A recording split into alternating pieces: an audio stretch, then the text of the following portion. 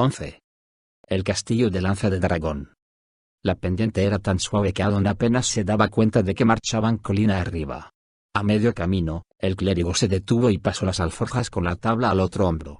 Fue la cosa más emocionante que había hecho en casi 4 horas.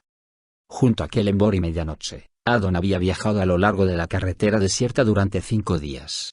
Hacia el oeste, los toscos tallos de una hierba dorada aparecían en la llanura cubierta de nieve sucia y medio fundida. A poco más de 1 kilómetro hacia el este se levantaban los acantilados oscuros del páramo elevado. Delante, no habían más que los interminables kilómetros del camino hacia aguas profundas. Adon jamás había creído posible que llegaría el día en que deseara sentir bajo sus pies una ladera bien empinada, pero ahora mismo hubiese cambiado con gusto 1 kilómetro de camino fácil por 20 de senderos montañosos. A pesar de la larga marcha de la mañana, Adon tenía los dedos de los pies entumecidos de frío. El camino estaba cubierto de unos buenos 10 centímetros de nieve semilíquida, que había conseguido traspasar el cuero de las magníficas botas afeitadas que les había suministrado el furriel de Cuerno Alto. A juzgar por el color pelado de las nubes, no tardaría mucho en volver a nevar. Incluso si se tomaba en cuenta su avance hacia el norte, este año el cambio de estación se había anticipado. El páramo elevado aparecía cubierto de un velo blanco, y las placas de hielo coronaban los arroyos que nacían en el corazón del agreste territorio. Adon pensó en si los dioses de la naturaleza estarían conspirando para hacer su viaje frío y difícil. Pero comprendió que era más lógico suponer lo contrario, que el frío inesperado era consecuencia de la ausencia de dichos dioses. Sin su supervisión, la naturaleza era un desbarajuste donde podía ocurrir cualquier cosa. El desorden climatológico era otra de las razones por las que él y sus compañeros tenían que triunfar en su misión. Sin una progresión ordenada de las estaciones, no pasaría mucho tiempo antes de que los agricultores perdieran sus cosechas y poblaciones enteras se vieran abocadas al hambre. Mientras Adon reflexionaba acerca de la importancia de su cometido y la monotonía del viaje, un ladrido agudo sonó al otro lado de la cuesta. Se volvió en el acto y señaló a Kelemvor y medianoche que se apartaran del camino, luego buscó un lugar donde esconderse. La tierra era tan árida que acabó por ponerse en cuclillas detrás de un raquítico arbusto. Una línea gris apareció en lo alto de la cuesta. El clérigo forzó la mirada y descubrió una docena de lobos que marchaban en una línea perfecta. Otra fila siguió a la primera, y después otra y otra, hasta que toda una columna de lobos ocupó el camino y marchó cuesta abajo marcando el paso. A medida que avanzaba la columna, Adon consideró si era prudente permanecer detrás de su patético arbusto o echar a correr. Uno de los lobos ladró una orden cuando la primera fila llegó al escondite del clérigo, y los animales volvieron la cabeza hacia él en una impecable maniobra de vista izquierda. Todas las demás filas repitieron el ejercicio. Adon renunció a su escondite y volvió al borde de la carretera, mientras movía la cabeza en señal de asombro. Kelemvor y medianoche se unieron a él. Un desfile bien hecho, comentó el guerrero, que observaba a los lobos con ojo crítico. Su voz era tan normal que se podría haber pensado que el trío presenciaba el paso de un ejército de hombres y no de animales. Me pregunto a dónde irán, dijo medianoche, con un desinterés fingido. A la puerta de Balduro el Turel, respondió Kelemvor. Se volvió y miró hacia el sur. ¿Cómo lo sabes?, preguntó Adon, un tanto mosqueado. ¿Es que no te has enterado?, replicó medianoche. Enarcó las cejas para señalar su incredulidad ante la ignorancia de Adon. En el sur ha estallado la rebelión de las ovejas, manifestó Kelemvor, muy serio. ¿Qué ha estallado qué?, gritó el clérigo, con los brazos en jarra. Kelemvor y medianoche soltaron la carcajada. A Adon se le subieron los colores y les volvió la espalda. No hay nada gracioso en el descalabro del orden, añadió enfadado. El enfado de Adon solo sirvió para provocar más risas por parte de sus dos amigos. El clérigo permaneció con la mirada puesta en el paso de la columna, pero al cabo de 5 minutos soltó una risita. Rebelión de ovejas, murmuró, ¿cómo se os ocurrió semejante idea? ¿Para qué si no necesitas un ejército de lobos?, replicó Kelemvor, con una sonrisa. Por fin, cuando pasó la última fila de lobos, el guerrero volvió al camino sucio y revuelto por las farpas de los animales y se hundió hasta los tobillos en el fango helado. Soltó un improperio, y luego dijo: necesitamos caballos. Muy cierto, pero ¿dónde vamos a encontrarlos?, preguntó Adon. No encontraremos caballos por ninguna parte, y si nos apartamos del camino, es probable que acabemos vaya a saber dónde. En los 5 días de marcha, solo habían encontrado a un pequeño grupo de 6 aguerridos soldados. Si bien la compañía había tenido la bondad de informarles que iban en la dirección correcta para llegar al castillo de Lanza de Dragón, se habían negado a cederles ni siquiera un caballo. A este paso, los rey nos llevarán muertos un año antes de que nosotros lleguemos al castillo, protestó Kellenborg. Se le había agotado el buen humor. No estés tan seguro, respondió Adon. Debemos de estar muy cerca. Quizás esté al otro lado de la cuesta. El clérigo estaba dispuesto a mantener la moral alta, a pesar del súbito desánimo de su compañero. Kellenborg manifestó su desacuerdo con un bufido y dio una patada en el fango, que levantó una cortina de aguanieve sucia. ¿Cerca? No estamos a menos de 100 kilómetros del castillo. Adon consiguió contener su réplica. El regreso de medianoche no lo había aliviado de su responsabilidad como líder del grupo. El cargo no le producía ninguna satisfacción, pero Kellenborg había mostrado más interés en estar con medianoche que en asumir el mando. En cuanto a la hechicera, parecía muy satisfecha de que alguien los guiara, cuando ella, por derecho propio, debería ser el líder. Adon no comprendía por qué la muchacha eludía la responsabilidad, pero sospechó que el motivo tenía alguna relación con Kellenborg. Quizá tenía miedo de que al guerrero no le gustara un capataz como amante. En cualquier caso, solo quedaba él para hacer de capitán. Adon se encontraba bastante incómodo en el mando, pero estaba decidido a hacer todo lo que pudiera. Estoy convencido de que el castillo de Lanza del Dragón está cerca, insistió Adon, dispuesto a levantar la moral de Kellenborg. Todo lo que tenemos que hacer es poner un pie delante del otro. Pon tú un pie delante del otro, gritó Kellenborg. Se volvió hacia medianoche. Tú nos sacaste del puente del jabalí con un movimiento de la mano. ¿Por qué no lo haces otra vez? Ya lo he pensado, contestó la hechicera, moviendo la cabeza de un lado a otro. Pero la teletransportación es algo muy arriesgado, especialmente con el caos que reina en la magia. Solo lo hice porque de todas maneras hubiéramos muerto. Tuvimos mucha suerte de no aparecer en medio del gran desierto. ¿Cómo sabes que no es donde estamos?, murmuró Kellenborg. Estoy segura, dijo medianoche. Puso los pies en el fango del camino y comenzó a caminar hacia el final de la cuesta. La maga sentía un gran alivio por el éxito del hechizo de teletransportación, y no solo porque había salvado sus vidas. Era la primera vez que su magia había funcionado correctamente desde Cuerno Alto. En el paso de la serpiente amarilla, la pared de fuego había resultado una inofensiva cortina de columnas de humo, y en el vado había animado las cuerdas por accidente. Incluso en el puente del jabalí, su primer hechizo había sido un patético fracaso, al producir una bola de luz en vez de un rayo. Medianoche había tenido miedo de haber malinterpretado el cambio de su relación con la magia. Cuando invocaba un hechizo, solo las palabras y los gestos aparecían en su mente, jamás una indicación de los componentes materiales correctos o qué hacer con ellos. Al principio, esto había preocupado a medianoche y le había hecho pensar en un error de su parte. Pero cada vez que intentaba realizar un hechizo, nunca había tenido necesidad de componentes materiales. Por fin, la maga había llegado a la conclusión de que, debido a su conexión directa con el tejido mágico, no hacía falta un agente intermediario como podía ser un componente material para transmitir la energía mística. De improviso, el horizonte pareció alejarse y medianoche comprendió que habían llegado al final de la suave pendiente. Hizo una pausa y miró a su alrededor. A pesar de que apenas si lo habían notado, la cuesta era el terreno más elevado de la zona y permitía ver a mucha distancia. 20 metros detrás de la hechicera, Adon continuaba con sus esfuerzos para animar al guerrero. Por lo que sabemos, dijo, no podemos estar a más de 15 kilómetros del castillo. En realidad, lo interrumpió medianoche, creo que a mucho menos. Adon y Kellenborg le echaron una mirada, para después correr para ponerse a su lado. Anidados contra la base del páramo elevado, y sobre 3 pequeños altozanos, se elevaban los restos de los muros y las torres de una ciudadela abandonada.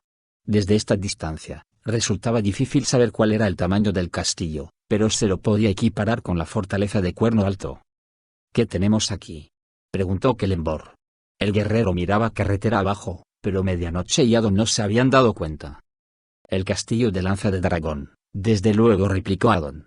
No tenía manera de confirmar su opinión, pero sospechaba que no había otras ruinas tan grandes en el camino a aguas profundas.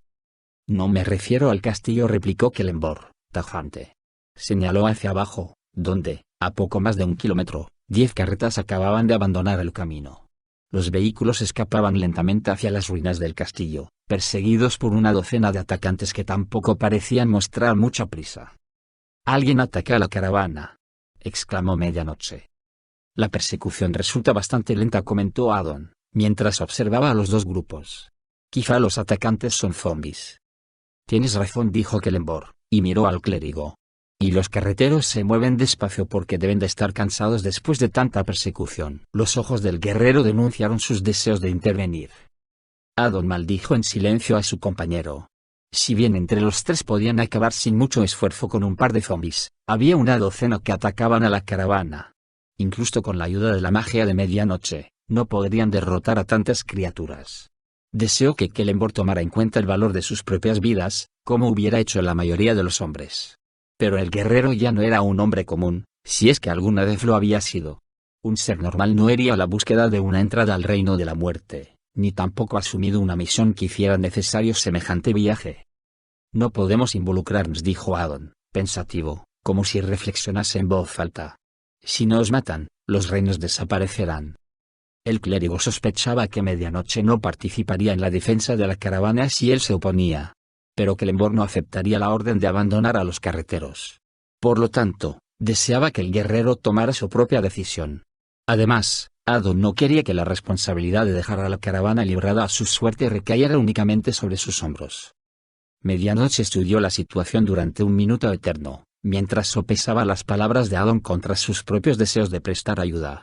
Si abandonaban a la caravana, se sentiría culpable por el resto de su vida, pero también era consciente de que socorrerla ponía en peligro la tabla. No podemos intervenir, dijo, dando la espalda a la escena. Hay demasiadas cosas en juego. Addon soltó una exclamación de alivio. No sé cómo lo veis vosotros dos, protestó Kellenborg, con una mirada de desesperación, pero no puedo dejar que mueran personas inocentes. Ya lo he hecho demasiadas veces, piensa con la cabeza, no con el corazón, que él dijo Medianoche, con una voz dulce y serena. Puso una mano sobre el brazo del joven. Con los dioses en contra de nosotros, no podemos, pero ellos morirán. La interrumpió el guerrero, apartando el brazo. Y si dejas que ocurra, no eres mejor que Kirik. Nada podía enfadar más a la hechicera que ser comparada con el ladrón. Haz lo que quieras, replicó furiosa, pero hazlo sin mí. El estallido de Medianoche intranquilizó a Kellenborg. Sin embargo, no quería renunciar a participar en la batalla. Comenzó a andar cuesta abajo, pero antes de que pudiera avanzar una docena de pasos, Addon gritó. «¡Espera!». El clérigo no podía permitir que la compañía se volviera a separar. Por muy grande que fuese el riesgo a correr, tendrían más posibilidades de salir con vida si lo enfrentaban unidos. No podemos dejar que los zombies entren en el castillo. Nos impedirán la entrada al reino de los muertos. Es verdad, reconoció Medianoche, muy a su pesar. No tenían muy claro si seguir enfadada con Kellenborg por haber forzado a Addon a cambiar de postura, o alegrarse de que el clérigo hubiese encontrado la manera de justificar la ayuda a la caravana. A la vista de la lentitud con que se desarrolla la persecución, podremos llegar al castillo antes que los zombies, dijo Addon. Quizás encontremos que la muralla interior está en condiciones de ser defendida. En tal caso, afirmó Kellenborg, dejaremos que entren los carreteros y rechazaremos a los zombies. Es lo mejor para la caravana. Y para nosotros, asintió Medianoche. La joven tenía sus dudas acerca de participar en la batalla, pero al menos Kellenborg estaba dispuesto a hacerlo sin correr demasiados riesgos. Añadió: si vamos a intervenir, tenemos que darnos prisa. Los tres compañeros echaron a correr hacia el castillo. 10 minutos más tarde, un jinete solitario se aproximó al alto de la cuesta. Después de haber sido abandonado por el trío, Kirik se había alejado del camino. Allí, sostenido por el vigor de la espada, había podido dormir. No había sido un sueño tranquilo, poblado por el olor de la muerte y los gritos de los condenados, pero sí reparador. Luego, tras 2 días de caminata, había encontrado a los mismos 6 jinetes que se habían cruzado con el grupo de Medianoche. El ladrón les endilgó una historia falsa acerca de cómo el trío lo había robado para después dejarlo por muerto. Los guerreros le informaron que los malhechores estaban más arriba. Pero las falamerías de Kirik no fueron suficientes para que le dieran un caballo. En cambio, le ofrecieron llevarlo a la grupa hasta el establo más cercano. Aquella misma noche, el ladrón los había matado a todos, a 5 mientras dormían. Después, ensilló uno de los caballos, recogió un arco y flechas y cabalgó hacia el norte en persecución de Medianoche y la tabla. Cuando Kirik llegó a lo alto de la cuesta, comprendió que había alcanzado a sus enemigos justo a tiempo. El castillo de Lanza de Dragón se levantaba a la derecha de la carretera, y el trío cruzaba la entrada de la muralla exterior. Luego, el ladrón vio el avance de la caravana hacia la fortaleza y al grupo de perseguidores. Al comprender que iba a producirse una batalla, Kirik preparó el arco robado e hincó las espuelas a su caballo. No quería perderse la oportunidad de poder clavar unas cuantas flechas por la espalda a sus viejos amigos. En cuanto alcanzó la primera muralla del castillo, Medianoche perdió casi toda esperanza de defender la fortaleza derruida. El muro tenía tantos agujeros y brechas que hubiese sido necesario un ejército para protegerlos a todos. Por fortuna, la muralla interior estaba en mejores condiciones. Las 4 torres permanecían en pie, y los muros estaban más o menos enteros. El portón de la entrada tenía las bisagras retorcidas, pero al parecer todavía cerrada.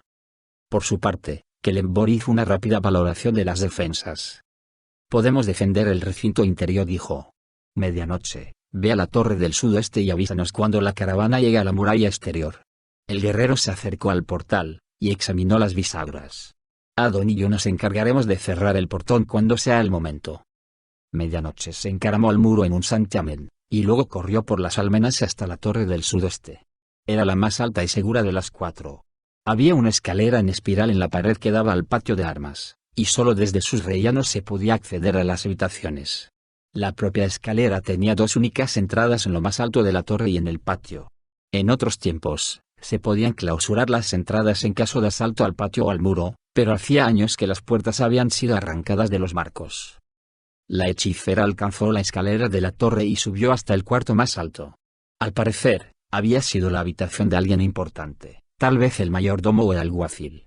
Junto a la puerta había una mesa pesada y gastada por los años, y los restos de unos tapices, descoloridos por la humedad y con agujeros de polillas, colgaban en 2 de las paredes. Del techo pendía un candelabro de hierro oxidado, y en 3 de sus candeleros había cabos de vela amarillentos. Para encender las velas, el candelabro se podía bajar por medio de un sistema de poleas. En una argolla de la pared estaba anudado uno de los extremos de la cuerda mugrienta que se empleaba en la operación. El aposento tenía 2 ventanas pequeñas. Una daba al patio entre las 2 murallas y, a través de esta, Medianoche pudo ver el camino desde el portal exterior hasta el interior. Kelenborg y Adon se habían hecho con una viga larga y la utilizaban como palanca para cerrar el portón. La hechicera vio que siempre quedaría un hueco entre el portón y el marco, pero de todas maneras se sintió más tranquila. La puerta hacía posible la defensa del recinto interior. A pesar de la sensación de seguridad, Medianoche estaba molesta con Kelenborg. Para satisfacer su virtud, el guerrero había puesto en juego la vida de todos y dejado a la aventura el destino del mundo. Pero esto no le venía de nuevas. Kelenborg siempre había sido un hombre obstinado y de pocas miras, y no había cambiado después de haber quedado libre de su maldición. La única diferencia era que, en lugar de exigir un pago por el más pequeño de los favores, ahora insistía en corregir todas y cada una de las iniquidades que encontraba a su paso. Por muy frustrante e inconveniente que fuese, Medianoche consideraba que podía soportar la obstinación del guerrero, pero únicamente después de devolver las tablas a los planos. Hasta entonces, incluso si tenía que separarse de su amante, no podía permitir que sus sentimientos interfirieran en la misión. Pero de momento, la obligación de Medianoche era ocuparse de que sus amigos no se viesen sorprendidos por la llegada de la caravana, y la había descuidado al dedicarse a observar los esfuerzos de Kelenborg y Adon. La joven se acercó a la otra ventana. 15 minutos más tarde, el primer conductor alcanzaba el portal exterior, seguido por una recua de 4 acebilas. Medianoche no vio ninguna señal de los perseguidores, pero no le llamó la atención. Los zombies eran lentos y fáciles de aventajar, al menos a corto plazo. El problema consistía en que jamás abandonaban la persecución, y acababan por agotar a su presa. La hechicera fue hasta la ventana trasera de la torre, y gritó: «Están en la muralla exterior». Adon y Kelenborg, que acababan de cerrar el portón, empuñaron sus armas y se colocaron a un lado de la angosta abertura. En su imaginación, el guerrero ya escuchaba a los carreteros expresar su gratitud. Pero Adon pensaba en otra cosa. Todavía tenía colgadas del hombro las alforjas con la tabla, y deseaba habérselas dado a Medianoche para que las cuidara. Además del riesgo de robo, serían un incordio durante la lucha. Por desgracia, ya era demasiado tarde para hacer nada. La hechicera volvió a la ventana exterior. Los 10 carreteros se apiñaban junto al portal de la primera muralla, y espiaban hacia el interior como si tuvieran más miedo a penetrar en el castillo que de sus perseguidores. Formaban un grupo extraño, vestidos con capas a rayas y con las capuchas bien ceñidas, que mantenían sus rostros ocultos. Medianoche se sorprendió ante su falta de prisa. Los zombies no podían estar tan lejos como para permitirse más demoras. Vosotros, los de la caravana, corred hacia el alcázar, gritó, finalmente. Los conductores avanzaron con mucha parsimonia. La caravana había recorrido la mitad del trayecto hasta el portal interior cuando el primer zombie apareció en uno de los boquetes de la primera muralla. El atacante vestía la misma capa a rayas de los conductores, pero no tenía la capucha puesta y la maga pudo ver una trenza de mugrientos cabellos negros, los ojos sin vida y la piel gris y sucia. Medianoche pensó que una criatura terrible habría atacado a la caravana, matado a la mitad o más de los conductores, y luego convertido a los muertos en zombies para lanzarlos contra sus compañeros. Otros 4 zombies entraron en el patio exterior y siguieron su persecución. Los conductores no miraron atrás. En cambio, concentraron todos sus esfuerzos en guiar a los caballos hacia el segundo portón. Junto a la entrada, Addon y Kellenborg abrieron un poco más la puerta para permitir el paso de los caballos. Los zombies se movían tan despacio que el guerrero creyó disponer de tiempo suficiente para cerrar el portón en cuanto los conductores estuviesen a salvo. Desde la ventana de la torre, Medianoche observó cómo el último zombie escalaba la muralla exterior. Sin embargo, le pareció que había algo muy raro en esta persecución. Todo había sido muy lento y relajado. Tampoco le había gustado la actitud de los conductores a la oferta de ayuda. No habían dicho ni una palabra de reconocimiento o dado las gracias. Cuando el primer conductor llegó al portón, un hedor insoportable a carne podrida y muerte casi ahogó al guerrero. En un primer momento, el olor le llamó la atención, porque los zombies no se encontraban tan cerca como para poder olerlos. Luego, al pensar en la lentitud de la caravana, sospechó que los conductores no eran lo que parecían ser. «Cierra el portón», le gritó a Addon, mientras sujetaba la viga que habían empleado para poner la puerta en su lugar. «¿Qué quieres decir?», preguntó el clérigo, confuso. Al igual que Kellenborg, había olido algo fétido. Pero había supuesto que eran los caballos, o alguna cosa de la carga. «Son zombies», contestó el guerrero de ojos verdes. Sin dejar de maldecir, empujó uno de los extremos de la viga hacia el clérigo. «Todos lo son. Ahora, cierra el portal». Al comprender la realidad de la situación, el ex devoto de Sune sujetó su extremo de la viga y se movió para colocarla contra la puerta. Pero ya era demasiado tarde. El primer zombi se abrió paso por la estrecha abertura. Debajo de la capucha rayada del conductor, Addon vio un rostro abotagado y los ojos sin vida. Los labios delgados de la cosa se abrían en una sonrisa grotesca y dejaban al descubierto una hilera de dientes rotos y amarillentos. El zombi levantó una mano e intentó sujetar al hombre. Addon lo esquivó y sujetó la maza, pero soltó la viga. Por un segundo, el clérigo lamentó no gozar de la gracia de Sune, y ser capaz de controlar a los zombies. Pero no tuvo más tiempo para lamentaciones porque otros 2 carreteros pasaban por la brecha. Kellenborg empuñó la espada y decapitó al primer zombi. La cabeza voló por los aires, pero el cuerpo permaneció erguido y comenzó a lanzar puñetazos en todas las direcciones. Los 2 muertos vivientes siguientes lanzaron su ataque contra Addon. Uno descargó un golpe terrible contra las costillas del clérigo, y el otro le dio un revés tan fuerte que le silbaron los oídos. «¡Corre!», gritó Kellenborg. Le amputó el brazo a uno de los zombies, y luego dio un paso atrás. Addon acató el consejo, pero tropezó con la viga y estuvo a punto de caer de bruces. Lanzó un mazazo que golpeó al zombi más cercano. El cráneo de la criatura se abrió en 2, pero esta no se detuvo. Otros 2 conductores avanzaron para atacar al clérigo desde ángulos diferentes. Medianoche escuchó los golpes de las armas de sus compañeros contra el cuerpo de los zombies. Corrió hacia la ventana que daba a la defensa interior, y vio a Kellenborg que descargaba mandobles contra 3 de los zombies que rodeaban a Addon. Otros 2 muertos vivientes cruzaron la puerta, y la hechicera comprendió que se aproximaban muchos más. Mientras tanto, el guerrero continuaba la pelea con todas sus fuerzas.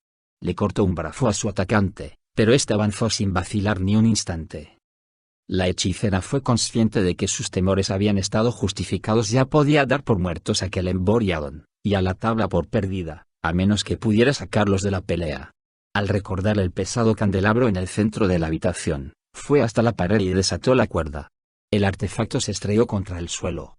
La joven sacó su daga, cortó la cuerda y la enrolló deprisa. En el patio, Addon pensó que había llegado su última hora. Lo rodeaban 3 zombies que parecían inmunes a su maza, o al menos al daño que les infligía con el arma. A cada momento entraban más muertos vivientes. Aplastó las costillas de uno y oyó cómo se rompían, pero por muy poco consiguió eludir los dedos del zombi cuando intentó arrancarle los ojos. A la izquierda de Addon, la espada de Celeborn encontró un blanco, y decapitó a un zombi. Por un momento, quedó un espacio libre entre los dos amigos, y Addon lo aprovechó para lanzarle las alforjas al guerrero. Las alforjas golpearon en el hombro de Celeborn, y se arrollaron a su brazo izquierdo. De inmediato, los zombis se olvidaron del clérigo y miraron hacia el receptor de la tabla. Los compañeros no lo sabían, pero antes de su destrucción, Baal había informado a Mikul dónde guardaba a medianoche la tabla. En consecuencia, el Señor de la Muerte había ordenado a los zombis que se apoderaran de todas las alforjas que los héroes llevaran con ellos. Addon no tardó ni un segundo en descubrir que los zombis solo querían la tabla y que sabían dónde estaba. «¡Corre!», le gritó a Celeborn. Se adelantó y hendió de un mazazo el cráneo de un zombi. «¡Sal de aquí!». «No», respondió el guerrero, mientras hundía la espada en el cuerpo de un agresor, convencido de que su amigo solo pretendía comportarse con nobleza. El zombi no cayó y otros dos aparecieron para ayudarlo. Los tres descargaron sus golpes contra el guerrero, que se vio obligado a retroceder. «Yo te metí en esto y yo te sacaré», rugió Celeborn, sin advertir que Addon estaba libre de atacantes. «Lo dudo», chilló Medianoche, de pie en el muro a espaldas del guerrero y con el rollo de cuerda en las manos. Dejó caer uno de los extremos al pato y el otro lo pasó por una de las troneras para atarlo en el melón más cercano. Celeborn acertó en una pierna, y la hoja casi partió la rodilla del zombi, pero el agresor avanzó, sin preocuparse de una herida que habría tumbado a un hombre vivo. Los otros dos atacantes del guerrero descargaron sus puños contra sus costillas. Al cabo de un segundo, se sumaron dos más, y entre todos lanzaron una lluvia de golpes. Celeborn retrocedió un par de pasos, pero de pronto se encontró contra la pared. Al descubrir las intenciones de Medianoche, y consciente de que no podía ayudar a su amigo, Addon corrió hacia la escalera más cercana. «Trepa por la cuerda, Kel. Yo estoy a salvo», gritó. Medianoche acabó de hacer el nudo y volvió al borde del muro. Al extremo de la cuerda le faltaban poco más de 2 metros del suelo, bien al alcance de Celeborn. Sin embargo, el guerrero estaba demasiado ocupado con los muertos vivientes como para poder iniciar la escalada. La hechicera se aferró a la cuerda y se descolgó hasta unos 30 centímetros del final. Sabía que no tenía la fuerza necesaria para levantar al guerrero, pero esperaba que, con su ayuda, Celeborn pudiera alcanzar la soga y alejarse de los zombis. «Kel, dame la mano», gritó. El guerrero miró hacia arriba y vio la mano tendida de Medianoche, pero los zombis lo castigaron muy duro. Trazó un círculo con la espada, y consiguió un espacio mínimo para moverse. Al instante, levantó las alforjas y las puso en la mano de Medianoche. «Cógelas», vociferó Celeborn. En el primer momento, Medianoche no quiso obedecer. Pero entonces los zombis volvieron su atención hacia ella, y pretendieron avanzar por el sencillo método de pasar por encima del guerrero. La maga aceptó las alforjas, se las echó al hombro y comenzó el ascenso. Mientras tanto, Celeborn permaneció en el suelo, dedicado a luchar contra los zombis. Unos segundos más tarde, Addon apareció en lo alto del muro y ayudó a Medianoche a escalar el último tramo. En cuanto estuvo segura, se dio vuelta y gritó: «Estoy a salvo, Kel. Sube». El guerrero envainó de inmediato la espada y, sin hacer caso de los zombis, sujetó la soga. Tan deprisa como pudo escaló la pared y se reunió con sus amigos. Medianoche cortó la cuerda y después indicó a sus compañeros que la siguieran. La maga abrió el camino de vuelta a la torre, y entró en la primera puerta que encontró. Si bien el cuarto no tenía un candelabro de hierro ni escritorio, era igual al otro. Tan pronto como estuvieron en el interior, Addon preguntó: «¿Y ahora qué?». «Tenemos que pensar un plan», respondió Medianoche, guardando la daga. «Y tenemos que hacerlo antes de que los zombis encuentren la manera de llegar hasta aquí arriba».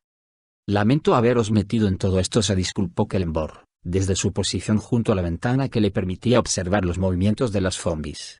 «Pensé que, oh, maldita sea, no sé lo que pensé». «No te disculpes», dijo Addon, con una mano sobre el hombro de su amigo.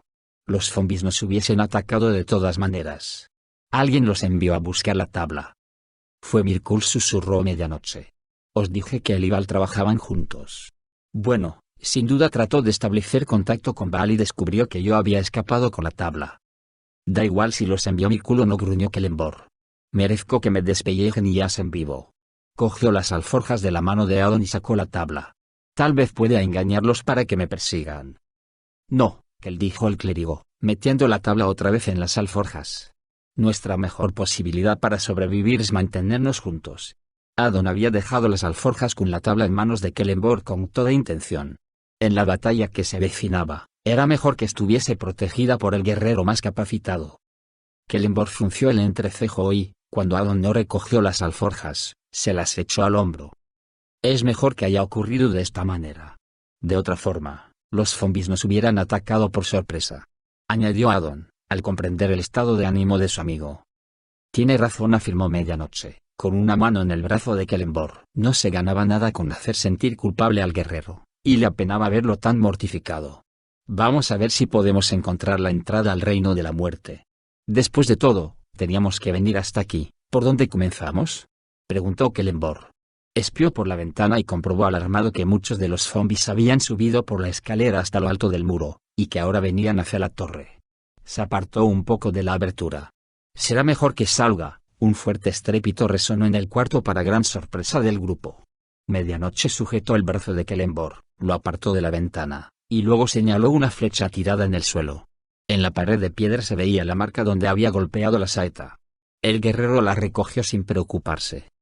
Los zombies no utilizan arcos, comentó. ¿De dónde ha salido esto? Ya lo averiguaremos más tarde, dijo Addon, temiendo que los zombies solo fueran una parte de la trampa de Mikul. Salgamos de aquí. El clérigo fue el primero en acercarse a las escaleras. En su descenso, el grupo pasó por otras 3 habitaciones, pero no se detuvo hasta llegar al suelo. Una vez allí, los héroes se tomaron un momento para espiar en el cuarto de la planta baja, pero no descubrieron nada importante. Tendremos que bajar al sótano, exclamó Addon. Frenético, corrió escaleras abajo. Espera, gritó Kelenborg, quedaremos atrapados. Ya lo estamos, replicó Medianoche, y siguió al clérigo. Piensa que los zombies irán primero hacia arriba porque vieron como tú y Medianoche trepabais hasta lo alto del muro, añadió el clérigo. Quizá podamos escabullirnos en cuanto suban las escaleras. Kelenborg asintió y Addon encabezó al grupo en su entrada al sótano húmedo y en penumbra. El suave rumor de una corriente de agua hacía eco en las paredes, pero ninguno pudo descubrir la fuente del sonido. Muy alto, en el medio de uno de los muros, había un ventanuco que daba al patio interior al nivel del suelo. La poca luz que había en el recinto entraba por esa abertura. Addon pensó por un momento en utilizar la ventana como vía de escape, pero desistió de la idea. Tenía el tamaño suficiente para dar luz y ventilación, pero era demasiado pequeña para permitir el paso de los hombres del guerrero, o incluso los de Medianoche. En el sótano solo había residuos mohosos. Sacos de cereales estropeados y cascos de vino rancio vacíos, sin duda abandonados por los vagabundos que habían utilizado la torre como refugio temporal, toneles podridos y un rollo de soga mohosa atada por un extremo a un cubo comido por los gusanos. La humedad había hinchado el suelo de madera y se hundía al ser pisado. Mientras Addon y Kelenborg escuchaban a los zombies que subían las escaleras, Medianoche recorrió el sótano y, de tanto en tanto, arrancaba un trozo de madera con la punta de su daga. Después de 5 minutos, el clérigo movió la cabeza enfadado y soltó una maldición. Los zombies no hacen lo que esperábamos, Medianoche dijo. Los del patio todavía están ahí. Addon hizo una pausa y miró al guerrero. Estamos atrapados. Yo saldré el primero, gruñó Kelenborg. Tal vez podamos abrirnos paso a golpes de espada. Todavía no, intervino Medianoche, con la mirada puesta en el suelo. Las otras habitaciones de la torre no tenían humedad, y no comprendía por qué esta debía ser diferente. Entonces pensó en la soga y el cubo, que eran iguales a los utilizados en los pozos. Caminó hacia el centro de la habitación. Kel, utiliza la espada y arranque una de las tablas del suelo. Deprisa. Kelenborg se apresuró a cumplir el pedido, sin ocultar su intriga. Arrancó un trozo de suelo de casi 1 metro cuadrado. El suave murmullo se convirtió de pronto en un rugido. ¿Qué es?, preguntó el guerrero. Un arroyo subterráneo, exclamó Addon, arrodillándose junto a Kelenborg. Es una reserva de agua para usar en mi caso de asedio, añadió la hechicera, y señaló el cubo y la soga. Los zombies no nos seguirán ahí abajo, afirmó el clérigo, sonriente y apuntando al agujero. Si es que nosotros tenemos el coraje para hacerlo. Kelenborg metió la cabeza por la abertura. ¿Qué es?, preguntó Medianoche. Una caverna, respondió el joven. Pero está oscuro, y no alcanzo a ver el fondo. Sacó la cabeza. La hechicera se colocó junto a sus compañeros y espió en el boquete. No vio otra cosa que la oscuridad, pero por el sonido pensó que el arroyo debía de ser bastante grande. Celeborn cogió el cubo y la soga. Supongo que debemos confiar en esta cosa. Ató el extremo de la cuerda en una de las vigas del techo, y luego se colgó de la soga para probar la resistencia del nudo. Quizás sería prudente buscar algún otro medio, comentó Addon, frunciendo el entrecejo. La penumbra en el sótano se hizo un poco más oscura, como si algo impidiera el paso de la luz. Sin acabar la frase, Addon se volvió hacia la ventana y vio la silueta de un hombre que se arrodillaba en el exterior. La figura tenía la familiar nariz aguileña. «Cuidado», gritó Addon, consciente de que era el único que había visto a Kirik. El clérigo se lanzó contra Celeborn y lo hizo caer al suelo. Medianoche también se giró. Algo zumbó junto a su oreja y golpeó al clérigo con un sonido hueco. Addon soltó un gemido y cayó de rodillas a su lado. «¿Qué pasa? ¿Qué tienes?», preguntó la hechicera. Addon no respondió. Se le pusieron los ojos en blanco y se desplomó de bruces en el agujero. Medianoche intentó sujetarlo por el hombro y el asta ensangrentada que sobresalía de sus costillas. La madera se partió y el cuerpo del clérigo se le escapó de las manos. Un momento más tarde, escuchó un chapoteo lejano. «Addon», gimió la muchacha, incapaz de comprender cómo era que sujetaba una flecha rota en su mano cubierta de sangre. En cambio, Celeborn sí que lo comprendía. Podía ver a Kirik que preparaba su arco una vez más. «Te mataré», rugió el guerrero. Corrió hasta la ventana y pasó la espada a través de la abertura. «Has perdido tu oportunidad», contestó el ladrón, retrocediendo un paso para quedar fuera del alcance de Celeborn. «Pero deberías saber que ya estarías muerto si ese estúpido clérigo no se hubiese puesto en medio». «Pues yo no he perdido la mía», siseó Medianoche, con la mirada puesta en la ventana. Al escuchar la voz de Kirik, su corazón se endureció como el pedernal, y, en un instante, pensó en la forma perfecta para matarlo. El hechizo para crear un cono de frío apareció en su mente. Apuntó hacia la ventana con un dedo e invocó su magia. Kirik se lanzó de cabeza al suelo y rodó lejos de la ventana, convencido que debería enfrentarse a alguna forma de horrible muerte mágica. En cambio, una ola de escarcha negra surgió por la abertura. Mientras el ladrón se apretaba contra el suelo, la escarcha se transformó en una ola negra que pasó por encima de su cuerpo sin tocarlo, y se alejó rebotando de pared a pared del alcázar. En los sitios que tocaba, aparecían agujas escarchadas y carámbanos, y después las piedras se convertían en polvo. Por fin, la pelota de hielo botó por encima del muro y, con una estela de destrucción helada, se perdió en el páramo elevado. Con un suspiro de alivio, el ladrón de nariz aguileña se puso de pie y echó a correr. Ahora que Celeborn y Medianoche estaban advertidos de su presencia, le resultaría mucho más difícil matarlos. Después de ver cómo fracasaba el hechizo de Medianoche, el guerrero espió a través de la ventana. A Kirik no se lo veía por ninguna parte. Todavía estaba demasiado aturdido por la muerte de Addon para tener otra reacción. «Has fallado», se limitó a decir. La hechicera no respondió. Yacía acurrucada en el suelo, apenas podía respirar y estaba cubierta de sudor. Le dolía todo el cuerpo, y sintió que solo por fuerza de voluntad conseguía evitar que se le escapara el alma. Recordó la advertencia de Bad de que podría quemarse si no aprendía a controlar la magia de Mystra. Pensó que eso era precisamente lo que había hecho. Cualquier hechizo agotaba al mago, y formaba parte de la preparación del hechicero aprender a aumentar la resistencia del cuerpo a la energía mágica. Pero Medianoche, que había recibido hacía tan poco el don de disponer de cantidades ilimitadas de magia, no había tenido tiempo para desarrollar su tolerancia a tanto poder. En teoría, podía emplear su magia para casi todo, pero ahora había aprendido que el esfuerzo podía acabar con su vida. El guerrero se giró preocupado por el silencio de su compañera, y la vio inconsciente. «Medianoche», gritó desesperado. Por primera vez desde que Addon se la había confiado, Celeborn se desprendió de la tabla. Dejó caer las alforjas, se arrodilló al costado de Medianoche y la cogió entre sus brazos. «¿Cómo te puedo ayudar?», preguntó, con voz tierna. «¿Qué puedo hacer?». La hechicera quería decirle que la mantuviese abrazada, que le diese su calor, pero tuvo miedo de hablar. Ahora mismo, necesitaba de todas sus fuerzas para permanecer consciente. Celeborn escuchó el ruido de pasos en la escalera, y comprendió que los zombies habían descubierto su escondite. Su primer impulso fue el de cargar contra ellos, pero sabía que lo harían pedazos, y Medianoche quedaría a su merced.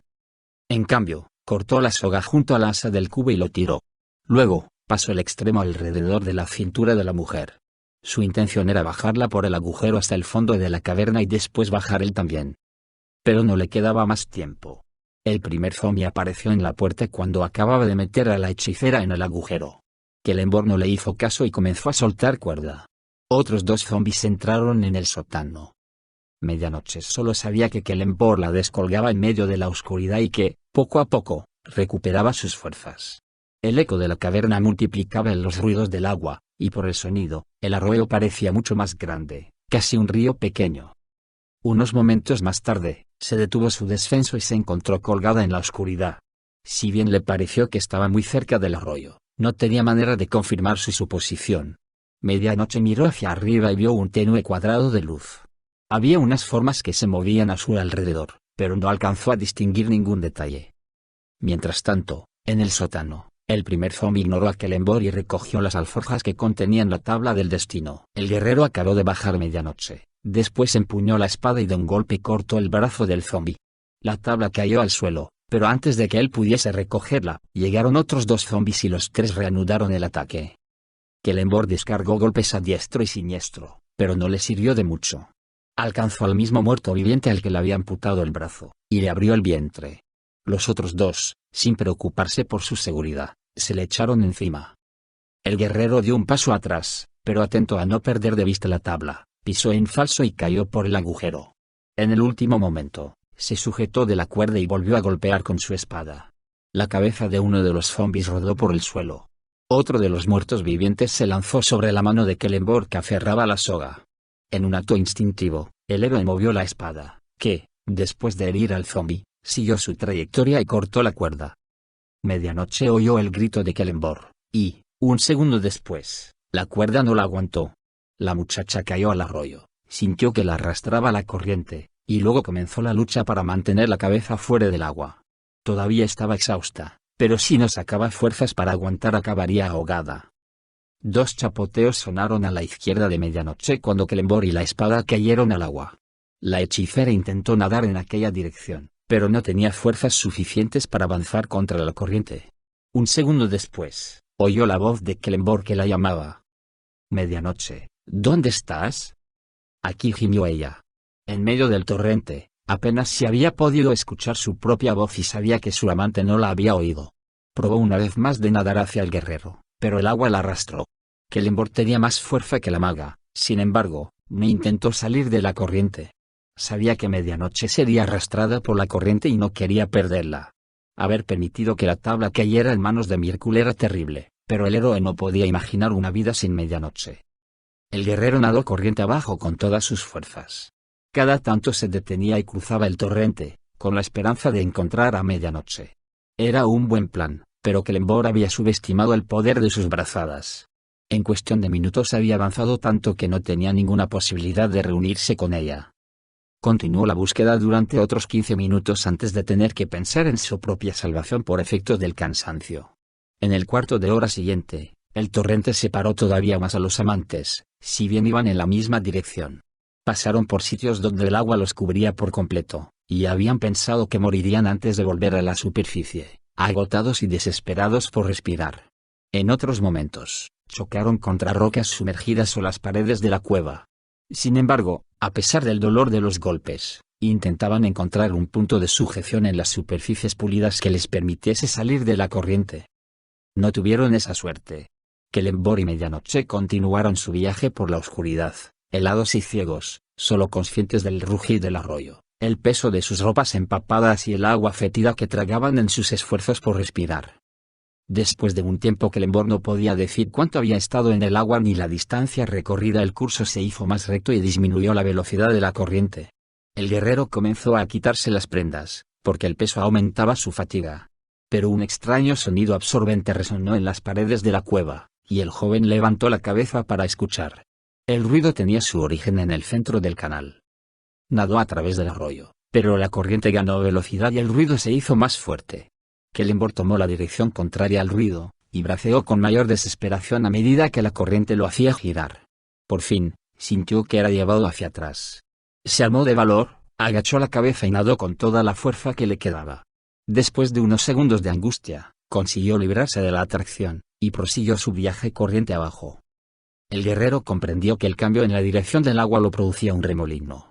Debía de ser pequeño, o jamás podría haberse liberado de él. Sin embargo, lo había dejado exhausto. En aquel momento, recordó a la hechicera.